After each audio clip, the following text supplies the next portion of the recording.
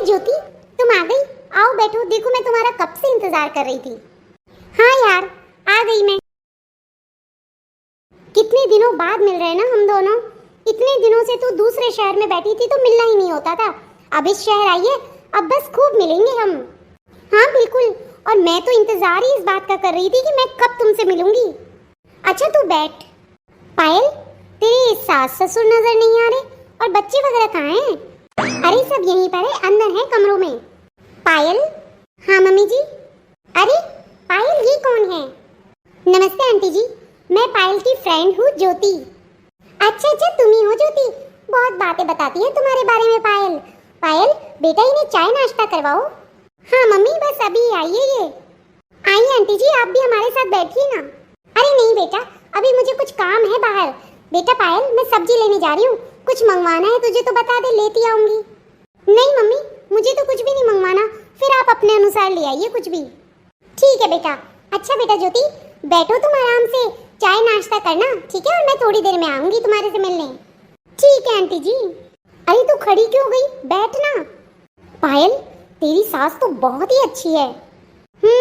बेटा, दूर के दौर सुहावने ही लगते हैं, जब इन्हें गुस्सा आता है ना उसका मुझे ही पता है।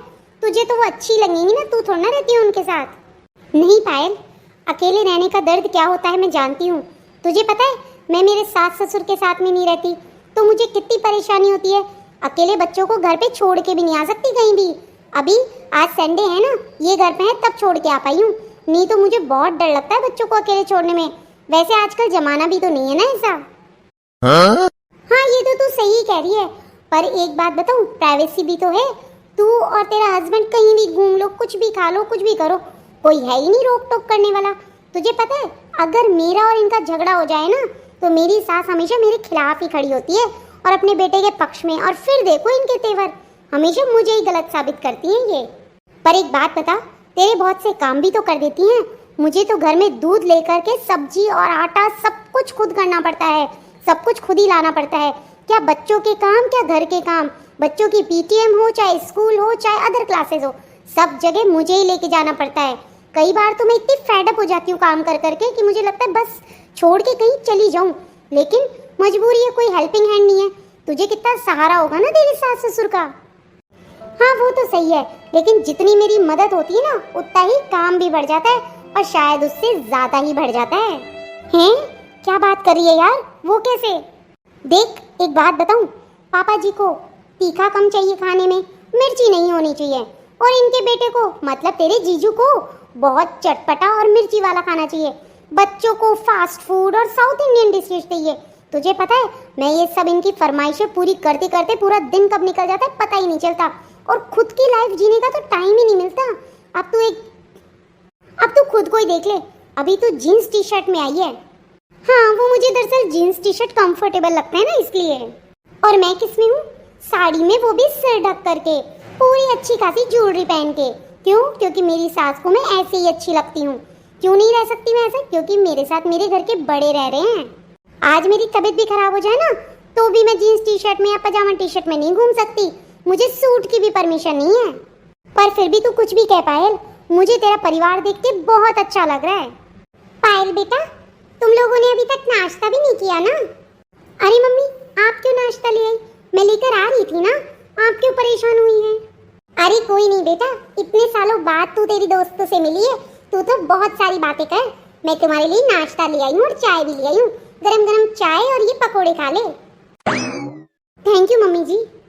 अच्छा ज्योति बेटा, तुम लोग नाश्ता करो, तब तक मैं तुम्हारे लिए थोड़ा सा खाने की व्यवस्था कर लेती हूँ। खाना खाए बिना नहीं जाने दूंगी घर से। बेटा पायल, तू बैठ इसके साथ में। ठीक है मम्मी जी। ले नाश्ता कर। मुझे तो बातों ही बातों में ये भी नहीं पता चला कि मैंने तुझे पानी के लिए भी नहीं पूछा है। और सॉरी यार, नाश्ता कर चल। थैंक्स मेरी सास का, जो वो नाश्ता और चाय ले आई, नहीं तो मुझे तो पता भी नहीं रहता। हाँ बिल्कुल। अब तू देख, मैं यहाँ पर तेरे साथ बैठी हूँ और तू नहीं जा पाई, तो तेरी सास चाय नाश्ता ले आई। जब तू मेरे घर आएगी ना तो सब कुछ मुझे ही करना पड़ेगा, और साथ में तुझे और मदद करवानी पड़ेगी। ये बेनिफिट है सास का और जॉइंट फैमिली का। बस बस यार, बस कर। ये जॉइंट फैमिली की रामायण गाना बंद कर। समझ गई मैं, फायदे ज्यादा हैं नुकसान कम, लेकिन एक चीज में कोई अच्छाई है ना तो कोई बुराई भी है, और ये दोनों जगह ही होती है। चल अब नाश्ता कर और ये फ्रेंच फ्राइज खा ले। मेरी सास फ्रेंच फ्राइज को पकोड़े बोलती हैं। अरे यार छोड़, वो फ्रेंच फ्राइज को भले ही पकोड़े बोले, लेकिन लाई तो फ्रेंच फ्राइज है ना, जो कि मुझे बहुत पसंद है। सुन, तू मेरे रूम में चलेगी? वहाँ चल के बैठते हैं आराम से, फिर बातें करेंगे। हाँ हाँ चल। और सुन, तुझे जाने की कोई जल्दी थोड़ी ना है। बोल दे तेरे हस्बैंड को, खाना खाए बिना नहीं जाने दूंगी तुझे घर से। अरे ये तो मैं पहले से ही बोल के आई हूँ, तू परेशान मत हो। चल।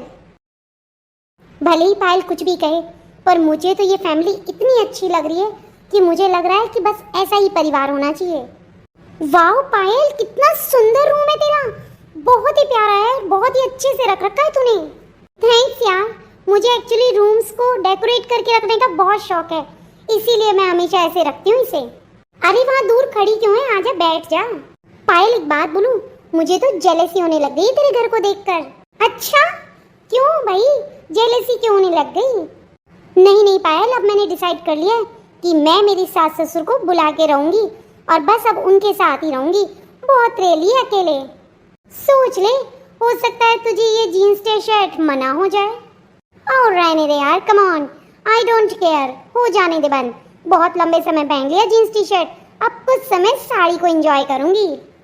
अच्छा अच्छा ठीक है, अब मेरी बात सुन, नेक्स्ट वीक प्रोग्राम बनाते हैं जिसके अंदर पूनम और शिखा को भी बुला लेंगे और उनके साथ में बाहर पार्टी करेंगे। अच्छा मैडम जी, अब आपकी सास मना नहीं करेगी बाहर जाने के लिए?